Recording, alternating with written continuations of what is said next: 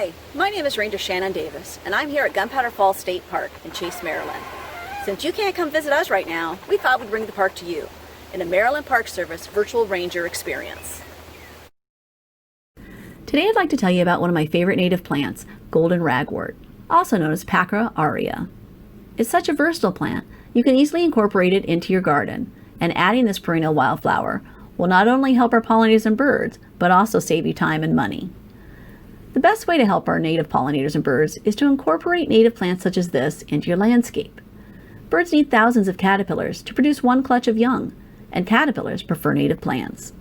You do not need to redo your entire garden to help our pollinators, nor do you need a really large area.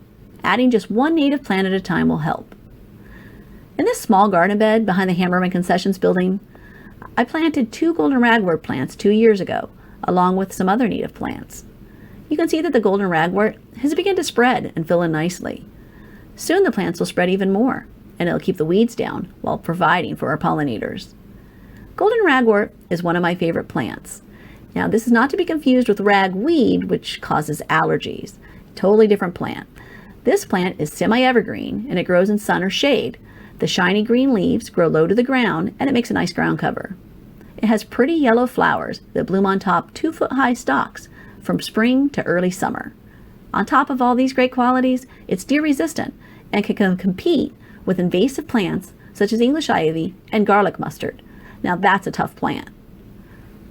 Golden ragwort spreads, so it'll help fill in the empty spots in your garden. If you'd like to reduce the number of plants, simply cut off the seed heads after they flower. Or better yet, let it produce more plants and share them with family and friends. I have already transplanted some of the young plants from this Hammerman garden to North Point State Park, so soon we'll have a population there too.